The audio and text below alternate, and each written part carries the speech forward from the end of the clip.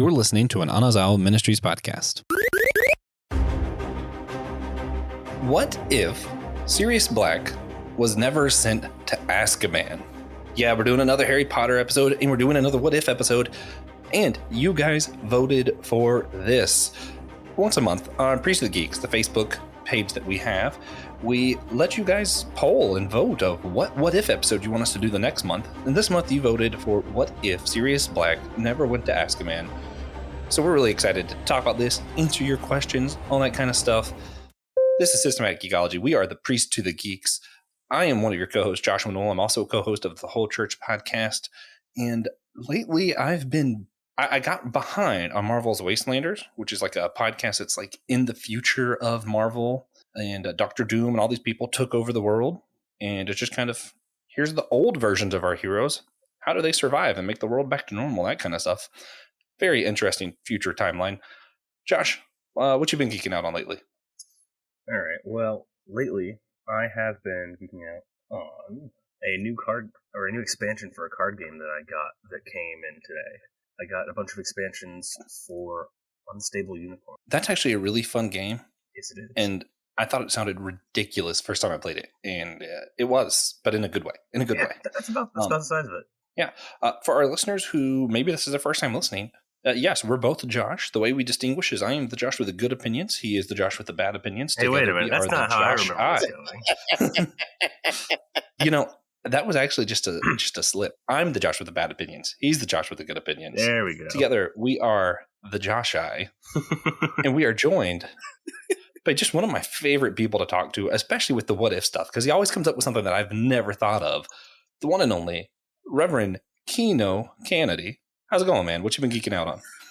So, listening to Josh, I was like, wait, what am I geeking out on? I realized what it is. I've secured a PS5 for my son for Christmas. Man, where's mine? Listen, I had 24 hours to buy this. Okay. Oh, hey, feel free to send one my way. Oh, listen. So my problem is that I want to play it so bad because I have it now and it's in the house. They don't know where it is and they don't pay attention to anything. So I can literally play the thing. They'll never know, and it'd be like it's on Christmas morning. Nothing is brand new. Yeah, that's tempting. Very tempting. So it's every week I'm struggling.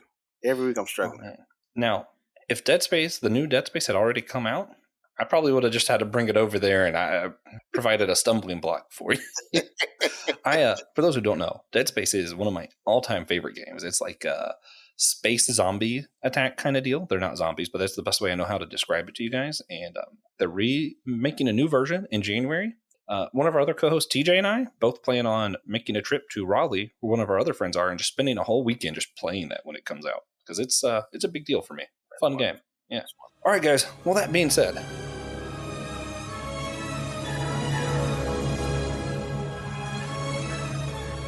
let's jump into the bombastic craziness of the what if universe that we keep making. Keno, we've discussed before, what if what if Snape raised Harry Potter? And we talked a lot about the difference it would make if Harry had grown up loved as opposed to grown up where he was kind of treated as a reject. Mm-hmm. Could you kind of just trace back some of what we said with that or some of your thoughts on that part of it all? Yeah. So one of the things that I said was that he would have the ability to understand one of the things we discussed was Harry being famous, but I think he would still have been humble because he would have been with Snape. Snape would have kept him at the school, Hogwarts, and he would have also been. I think you've been a part of Slytherin as well. Mm-hmm. That's all I remember, Josh. You put me on the spot. I wasn't ready for that.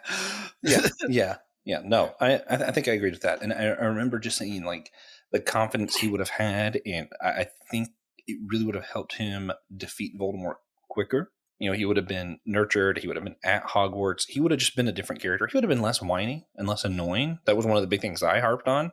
Because the biggest flaw in the Harry Potter books for me in the movies is the character Harry Potter. He's incredibly whiny. He gets on my nerves. And I'm not saying he doesn't have a right to be whiny. I'm saying that he is whiny. Yeah. It's like most of the Star Wars protagonists. You love them, but they're so I whiny. don't like Luke either. Yeah, Luke is the whiniest person. I just never understood it. Wow. Josh. Yes. The Josh with the good opinions. What are your opinions on just going back to the basic? What would Harry Potter have been like if he had grown up loved? Focusing on that part first. I mean, I'm not sure that if being raised by Snake he would have, but that's a different discussion. If he had just grown up loved, though, I do think you're right in a lot of ways. I think he would have been more self confident.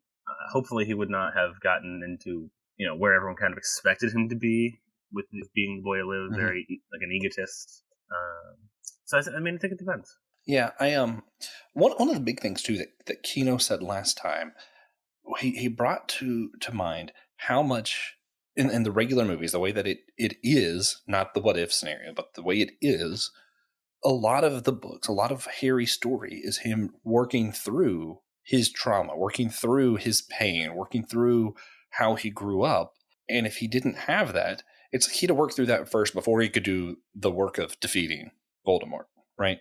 If he didn't have that obstacle, it's like he's set 2 or 3 steps ahead. And which is why we talked a lot about foster parents and adoption and how important that kind of stuff is in real life. Because, growing up without love, growing up in pain, you got a couple more steps you got to make to really reach some of that full potential, because love is such a key ingredient to just humanity. It's true. Yeah. But on a hero's journey level. Yeah, that's the other thing. Like the adversity is what makes the hero the hero. Right. Mm-hmm. I mean, like if Harry was loved, and I'm not saying he shouldn't be, but he would have been a different protagonist altogether.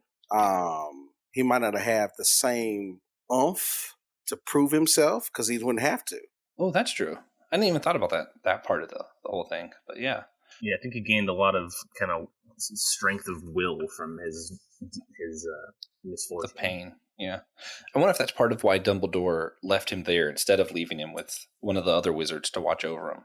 I wonder if Dumbledore kind of knew that he needed to kind of grow up a little edged so that he'd have that drive. It's possible. Yeah. If he was raised by a wizard, he probably would have ended up, unless it was certain wizards, he probably would have ended up very egotistical. I am the boy who lived. Celebrity. Not to go against you. Well, no, I agree with you, Josh, because going into our topic, I believe that's what Harry would have been if he was raised with his godfather, Sirius. Yeah. I think he would have been Malfoy. Yeah. I think he would have had the same type of personality as Malfoy. Yeah. Now, I do think one of the big differences, this is actually getting back to our actual question. So if Sirius Black had not gone to Azkaban, he would have raised Harry Potter because he's his godfather. And yeah, I mean, I think the big difference between Harry and Malfoy might have only come down to, I don't think Sirius Black would have allowed Harry to hold on to these beliefs about mudbloods and pure bloods and all of that kind of stuff like Malfoy had. I don't think Sirius Black would allow that. No. Yeah. No. I'm not talking about but just like personality, just like arrogance. Yeah. Yes. Because again, he is the boy who lived.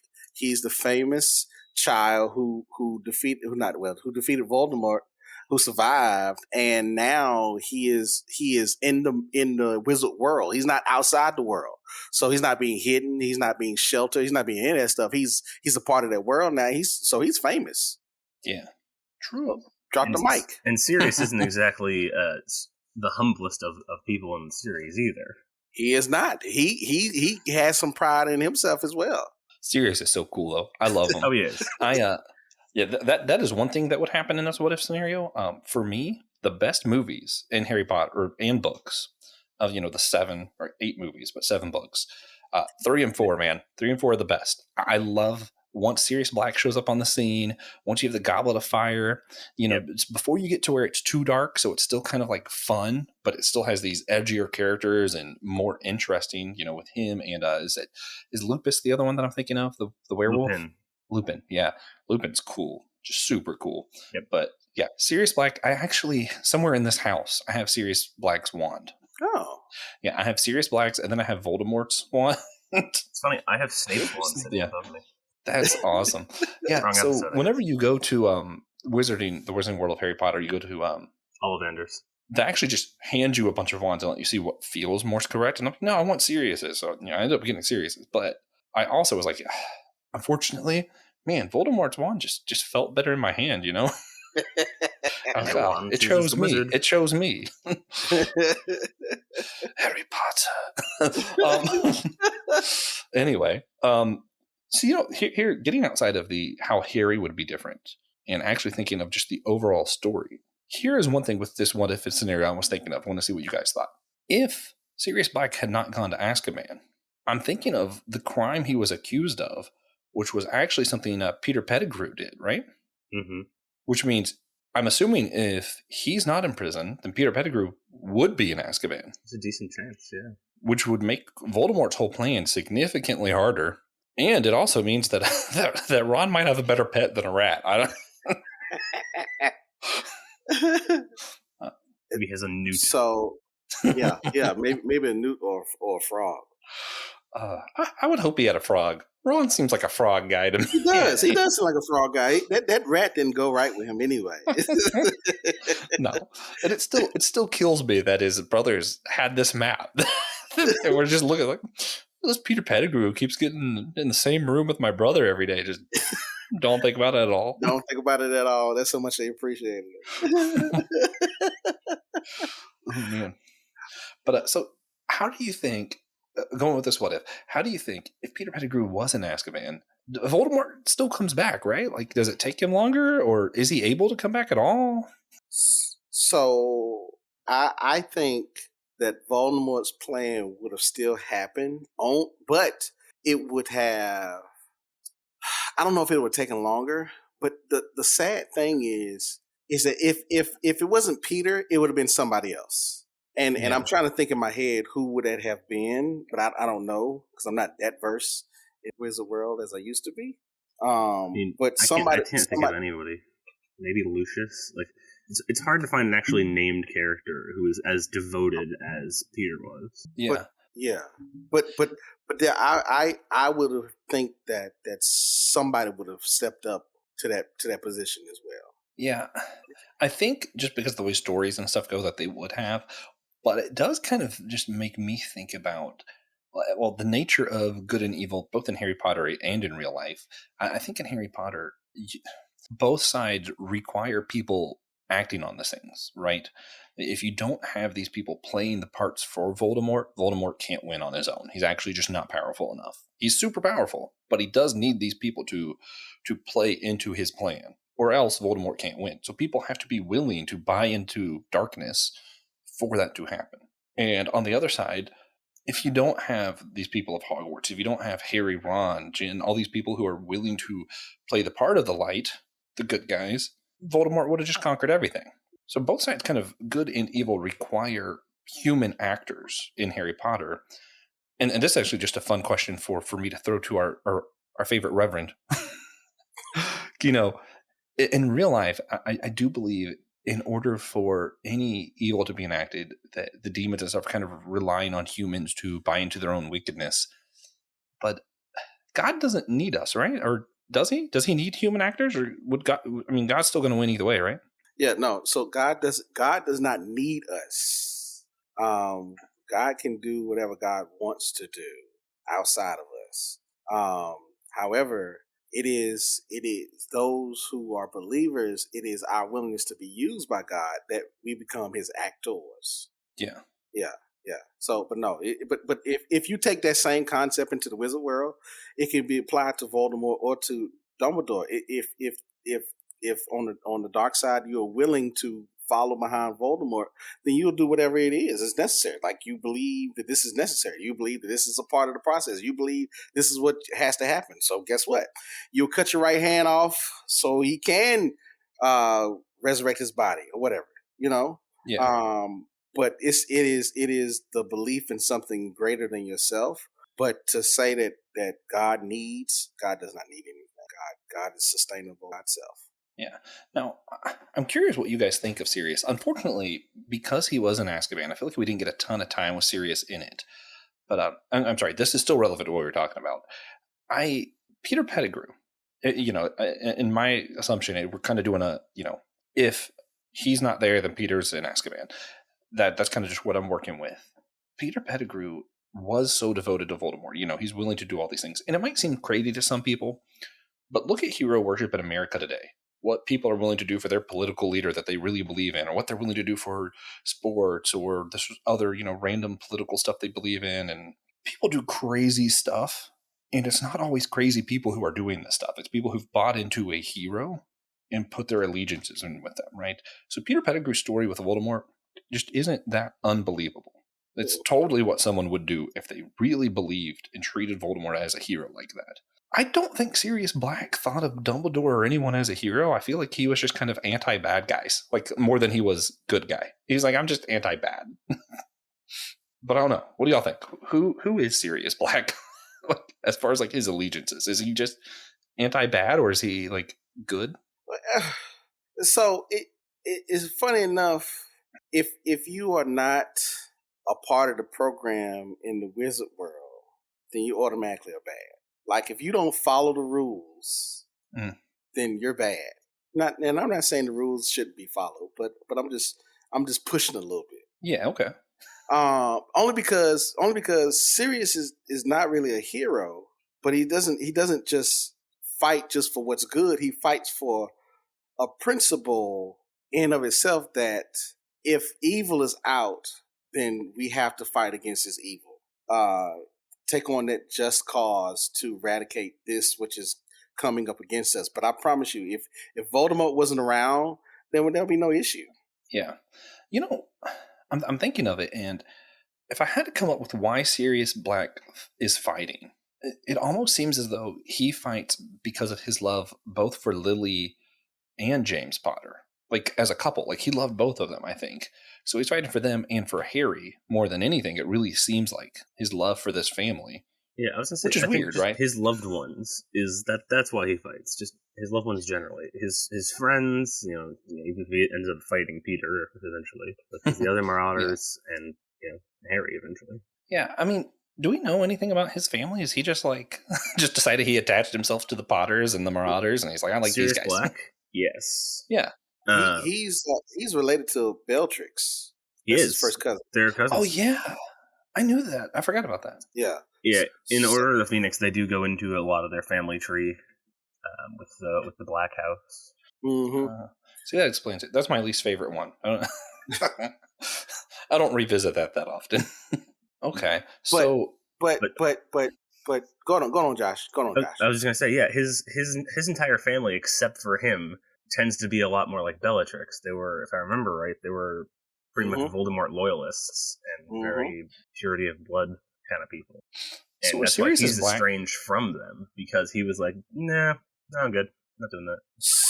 So wait, hold on, wait. So I have to jump in real quick. So I looked up Sirius personality type, and and he is if you know the Myers Briggs, is introvert, the 4 different characters. He is an ESTP. And one of the things I'm sitting here looking at this website, it's like the opposite of me. Yes, totally. Like, and so it says that he has a drive to succeed, and he gets bored easily, and he always loves a challenge. So if you go with what Josh the Greater just said,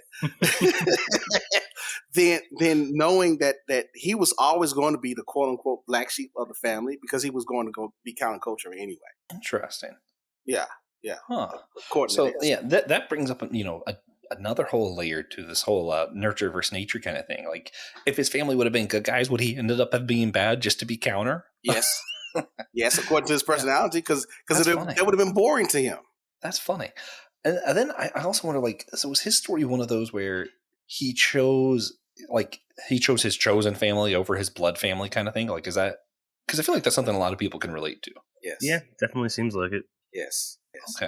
Okay. So he's fighting, because he's counterculture, so he's going against his family, and he's also aligned himself to the Potter family.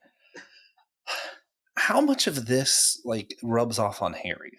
If he's raising Harry Potter, how much of this like personality type, how much of this allegiance and, weird family struggle, how much of that gets passed down? All of it. All of it. Only because that is the only male figure that's close to him, that's close to his own father, that's considered his family. So he would want, in my opinion, he would want to emulate his godfather in some way. Yeah, and that's something that a huge difference between when we did this what if of Snape is that I don't think Snape would have told Harry a ton about his father, but Sirius Black, if he's raised by Sirius Black, I feel like Harry knows a lot more of his parents. He's a lot more familiar with who they are in this scenario. Yeah, he has to be.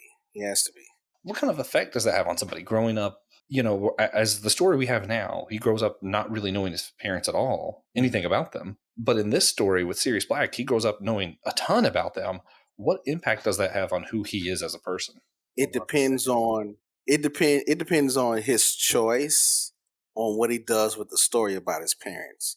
He can either feel like he was abandoned, and even though that they were killed, he can still feel abandoned and they weren't there for him. Or he can be inspired in saying he can see the sacrifice that he did and then want to honor their memory. So it all depends on how he looks, how he chooses to apply his energy to the story that he attaches himself to.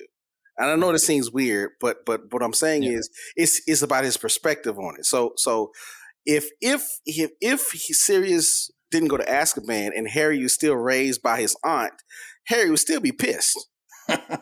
Yeah, Harry still be pissed. But if Harry is raised with Sirius because he didn't go to Azkaban, then Harry might still be pissed, but not as angry though. Yeah. Okay. I see what you're saying. Also, on a total backtrack side note, with Sirius's family life, so Bellatrix is his cousin, as we know. Yes. But Bellatrix had two sisters, Narcissa, who becomes Narcissa Malfoy, so also first cousins, and Andromeda, who marries Ted Tonks and has Nymphadora Tonks, the Tonks we all know, or from the series. Fascinating. Okay. Oh, crazy. So that is what a family. His second cousin, I guess, Tonks is. Yes. What a family. Yeah. Man. Oh yeah, they're related to everybody. If you look at his family tree, it's quite something. Huh. Which really opens up connections that Harry would have had too. Then. Yeah. Because before Voldemort's on the scene, the Malfoys aren't bad guys; they're just jerks. Yeah. So he probably would have grown up knowing.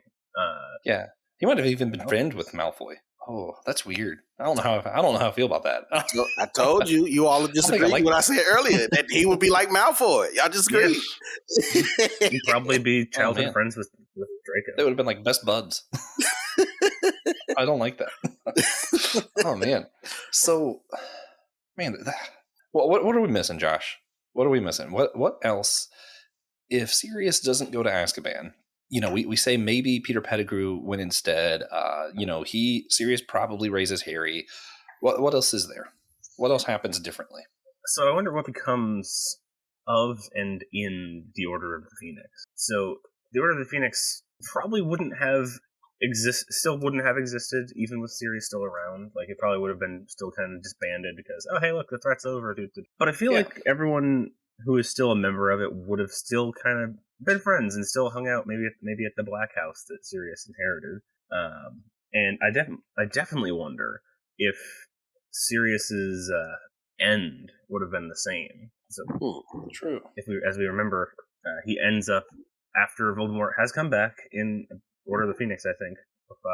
He's fighting, I think, in the Ministry somewhere, and he gets hit with some sort of knockback curse by Bellatrix, and she knocks him into this veil.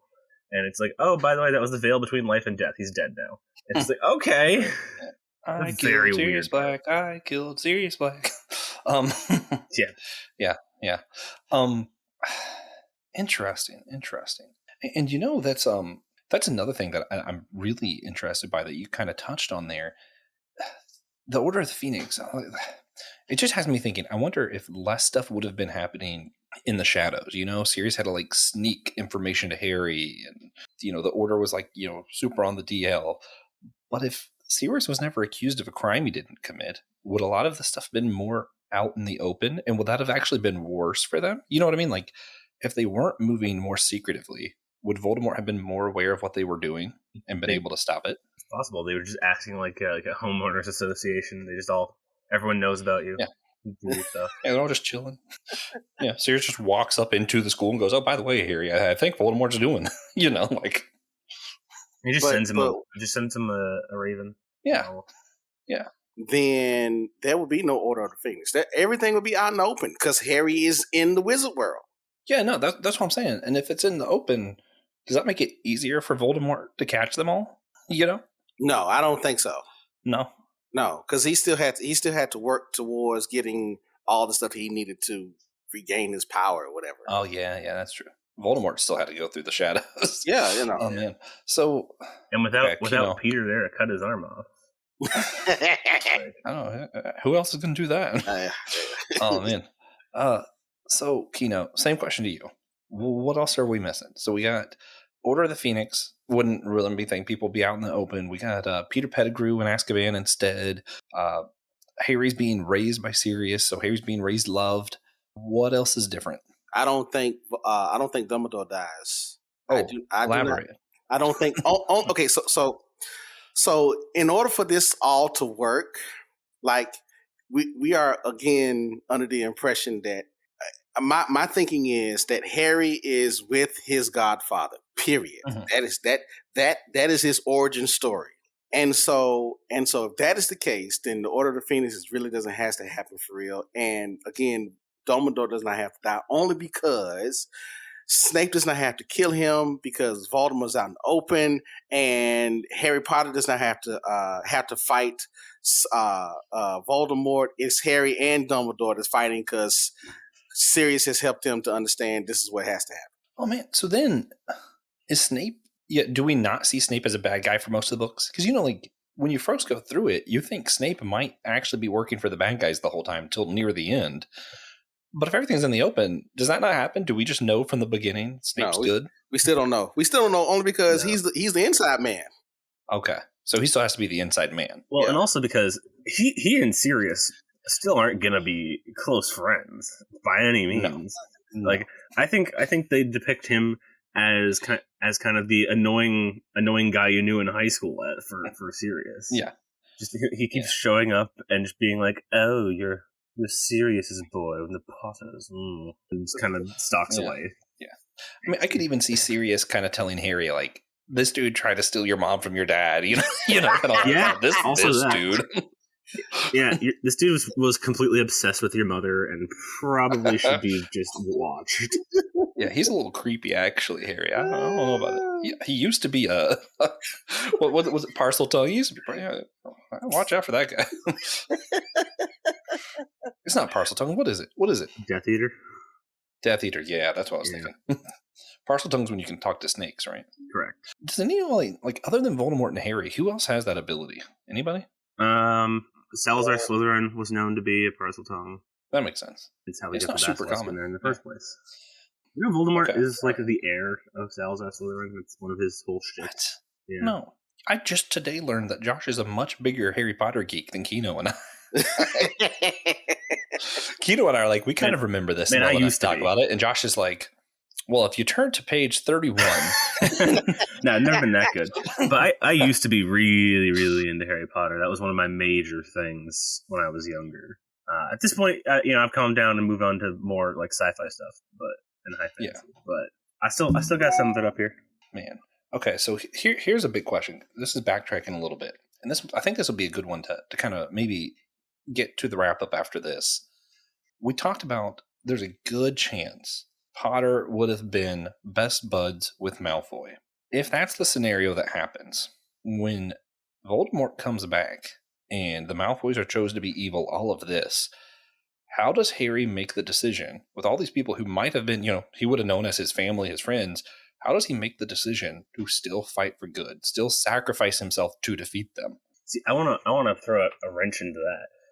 I think there's a decent chance that, assuming that played out as we had thought it would, that Harry has actually rubbed off on Draco more than the other way around, because Harry's more kind of self-assured with himself, and all, and we were talking about with like being loved by Sirius and everything. And Harry actually keeps Draco from becoming a Death Eater. Okay. Then Draco might have been a good guy. Yeah. Okay. And Draco ends up in the good crew, and he gets disowned by his family just like Sirius did, and goes to live with them. Now I'm sitting here trying to imagine Draco, Potter, Hermione, and Ron hanging out. I'm like, that doesn't seem right. That's another thing. So Harry would have never had to go live with the Weasleys. Well, that's right. He probably wouldn't have been good friends with. He probably wouldn't have got anywhere near as close as Ron. And if you remember, the reason he's friends with Ron and Hermione is, like, book 1, he gets on the train with nobody else around and meets them. Yep. Well, that's sad. So then he wouldn't marry Jen. No, so much, probably not. The cursed child thing just wouldn't happen at all. That's fine. No, that just doesn't happen at all. I like that story. I thought it was fun. I want the movie. I don't. It's so good. No. That's funny. All right. Is there anything else then? Are we good to start? Wait, hold on. Wait, I don't want to just leave off from about Draco being good now. This changed the game. So if Harry rubs off on Draco, and then Josh the Lesser pointed out that Draco is disowned. I'm sorry, I gotta have something that's better to help me understand. Another part of that is that Draco was the inside man in Hogwarts for Voldemort for a while. Like, if you remember, there was that whole part where he got into the room of the requirement and let all the Death Eaters in with that stupid teleporting cabinet thing that he got from the dark magic shop. Man. And we do know that Draco has the ability to do good. It's in the last book that Draco has a change of heart. Huh. Yeah. But so we know Draco has good in him. So this does get to another important question to ask while we're thinking of this. I'm gonna throw this one to Josh first, because last big question I threw to Kino first. Is, in general, when people are hanging around one another, is good more contagious than bad? You know what I mean? Like are bad influences less impactful than good influences? No. Yeah. And I'm sorry. I know you said Josh the Greater. I apologize, Josh the Greater. I'm just curious. You should get a tattoo. I think that'd be awesome. You want to get matching tattoos? I don't want to get one that says Josh the Lesser. Okay, I'm sorry. Oh gosh. But hold on, that threw me off. We can just get them numbered. So I'll be Josh number 1. You can be Josh number 2. I've got like 3 more Joshes. I came first. No. I was born first. Nah. I'm going to be Josh number 42. I don't care what. I'll number the rest of you however you want. Oh gosh. What were we saying before this whole? You were going to tell us why good influence. Isn't better than bad influence. Yeah. So the thing is, you can be influenced, period, by those that are around you anyway.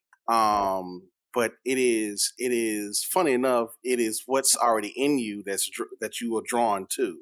So let's presuppose. I'm not saying everybody's evil, but I mean, you have devious things, then you're going to be more deviant and be influenced by the deviant side, and so on and so forth by the good side.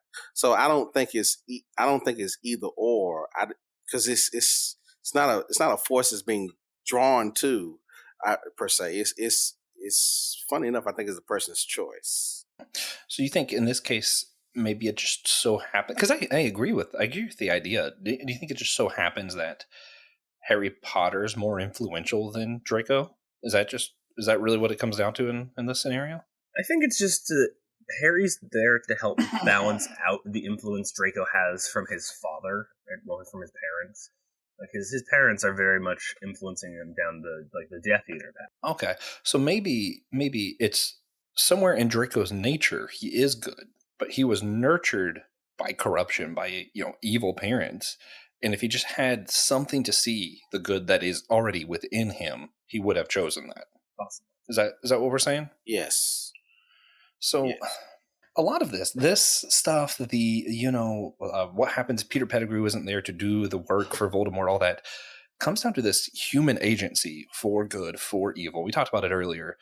I really feel like there's more to it. Like on the philosophical side, like how important really is human agency?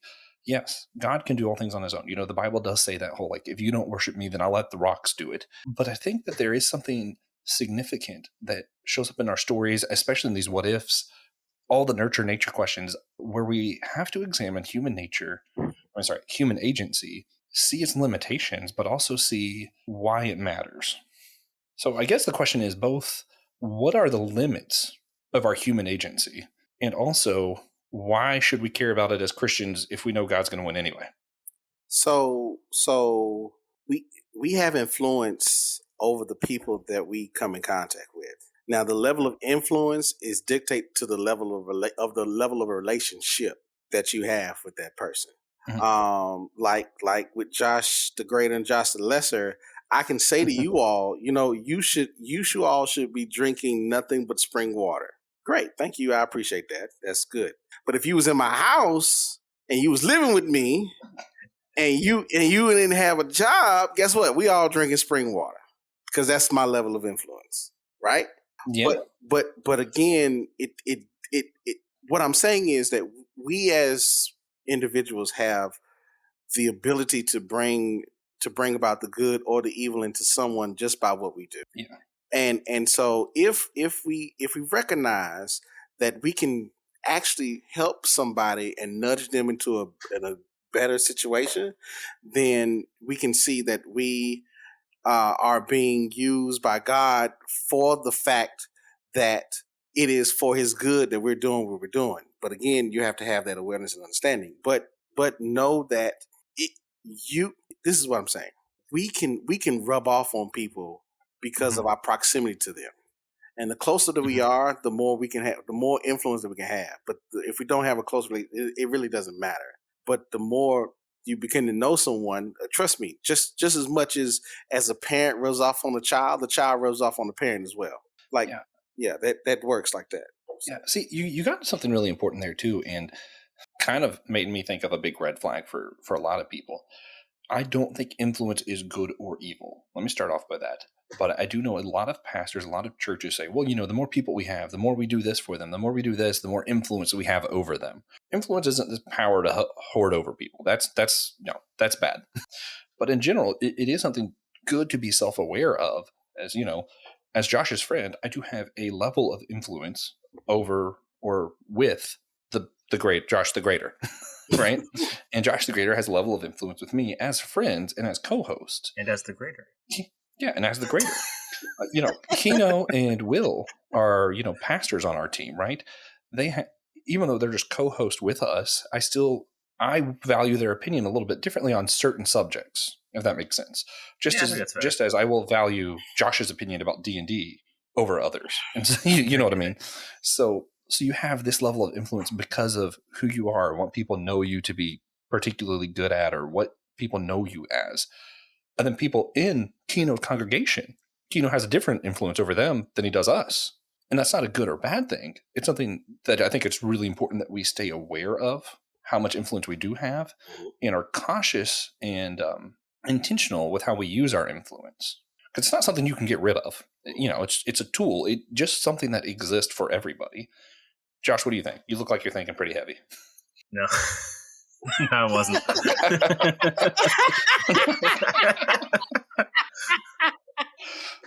That was the greatest response. No, influence is very important, though. I'll give you that. And it is really something you get by becoming closer with someone. As you said, you're not going to be like, walk up to some random person on the street and be like, yeah, you need to completely change your life. It's not going to work. But if you go to your best friend and like come from a place, don't come like angrily, but if you come from like a place of love and be like, this is something that I see in you that I think you need to not have, then you're at a point where you might be able to have a conversation about it. Let me give. Oh, wait. So let me tell you this story. This is how influence works. I had a friend, one of my best friends, tell me he hates Star Wars. I said, how have I known you for this long?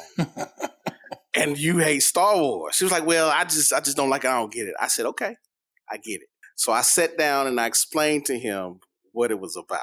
And I said, now go watch the movies with that in mind. He watched those movies and he said, I get it now. I get it. I love Star Wars. I said, great. That's influence. That's the power of influence, where you can change someone's perspective from something that they totally hate into something they now love.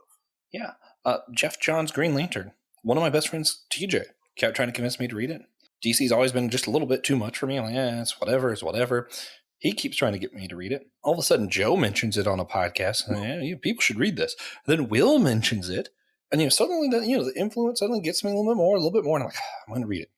I thought it was okay. I didn't love it. But I wouldn't have read it otherwise. But that's another important part of influence. It's not... If you get the same kind of influence from different sources, it's not additive, it's multiplicative. It gets just exponentially stronger the more different sources there are pushing at you. And that applies to a lot of things. You can apply that to just daily life with our culture. There's a lot of things in our culture are trying to push you in one direction, where you might find something biblical that's pointing the other direction. Yeah. And with enough people, it really makes you question even crazy things, right? If Kino told me, in the book of Mark, it says Jesus picked his nose, I just laugh at him. But if all of a sudden Will tells me, and then 50 other pastors say the same thing, and I'm like, okay, that's still kind of crazy.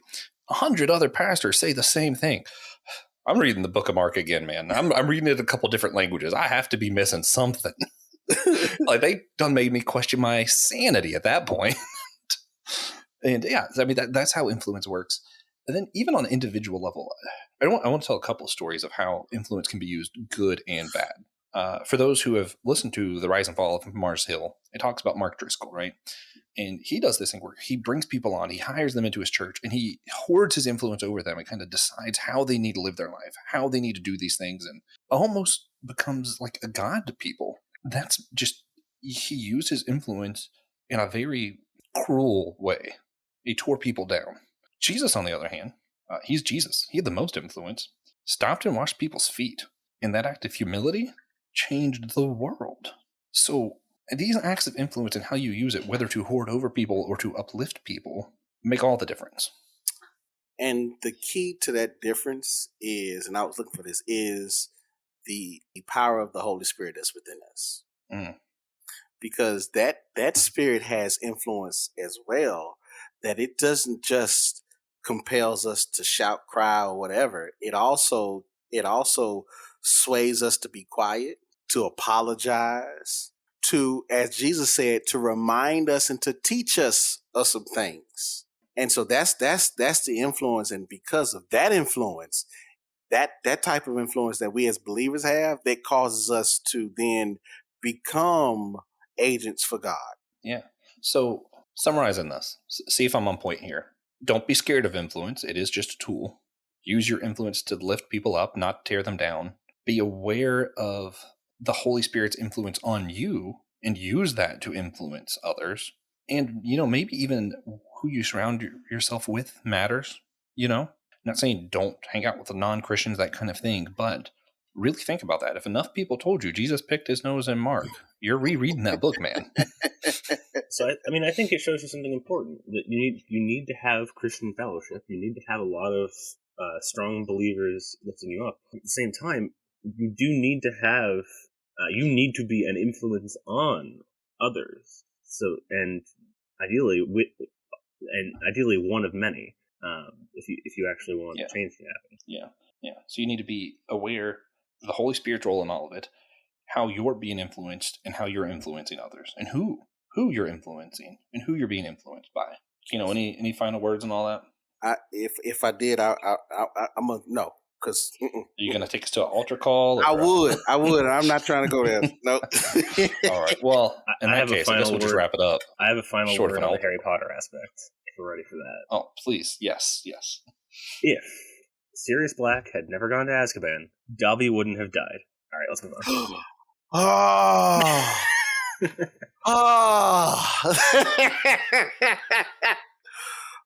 You all know how Y'all know how I am the Josh with the bad opinions. This is less an opinion and more just a really humorous fact. The first thing I ever seen of any Harry Potter, ever, because I wasn't allowed to watch it or read it growing up, one of my college roommates was watching the end of one of the movies where Dobby died. You just watched the And me Dobby being death me, scene? all I saw was this creepy looking elf thing die, and I busted out laughing. I was crashing laughing. What is happening? This looks so stupid. Oh my gosh. No. It looks so dumb. I just had no idea what was going on. Oh my gosh. I know your roommate was pissed at you. Oh, yeah. All of his friends, they were all like, get out of here. All right. Sorry, your little elf guy died. Yeah, I didn't know what was going on. Oh my gosh. That's it. Well, Dobby with lives. with that, Dobby lives, and our podcast has come to an end. We're wrapping this thing up. And as always, we're going to wrap it up with some recommendations. Kino, what you got for us? I don't have anything. Funny enough, I don't have no recommendations because every time I drop recommendations, it'd be something totally left. I have nothing. Okay, I have nothing. I have nothing. So enjoy your holidays. Yeah.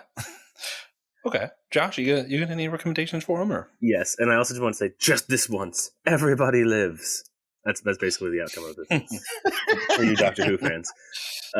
Yeah, so my recommendation is actually the thing I was going to say I was geeking out on when Josh asked me about it, and then I completely blanked on it and switched because I had planned out my recommendation and my geeking out on thing for today's episode, and then Josh turned to me first and was like, "What do you like?" And I'm like, "I don't remember anymore." So I switched it, but I remembered it. So the thing that last night I watched the movie Clash of the Titans. That is my recommendation. Good movie. Very very fun if you love Greek mythology. I did see that there's at least a second one from the 80s. I had watched the 2010 version. No, there wasn't 80s one, but it's a good time. Yeah. Well, I'm going to recommend the thing that I said earlier I was geeking out on, and just if you like podcasts, which you're listening, so you probably do, and you like audiobooks, which you probably do, check out Marvel's Wastelanders. It's so cool. Just this dystopia of Marvel villains taking over the world and how the remaining survivor, elder version of our legacy heroes find a way to prevail. The current arc, I don't know if it's wrapped up yet. I don't think it has. Mr. and Mrs. Fantastic's child, fully grown now, mind you, just like the main character, and it is just wild. She is so cool, and Doctor Doom is still so cool. Of course. Yeah. Wait, what kind of powers does she have? Basically, she can't die. Oh, okay, cool. Yeah. What's funny is I haven't kept up with the Fantastic Four comics enough to know why. I'm just jumping into this story going, cool, that's a thing. Anyway, guys, if you want to hear more from us and see if I ever figured out what's going on with the Fantastic's child, go to systematicgeekology.org, hit the host tab. All of our names are there. You can click it, see the other episodes we're on, and be like, he still doesn't know what happened to the Fantastic. And with that being said, you can also let us know what you're geeking out on, what you'd like us to talk about in future episodes. And do us a favor and remember that we are all a chosen people, a geekdom of priests.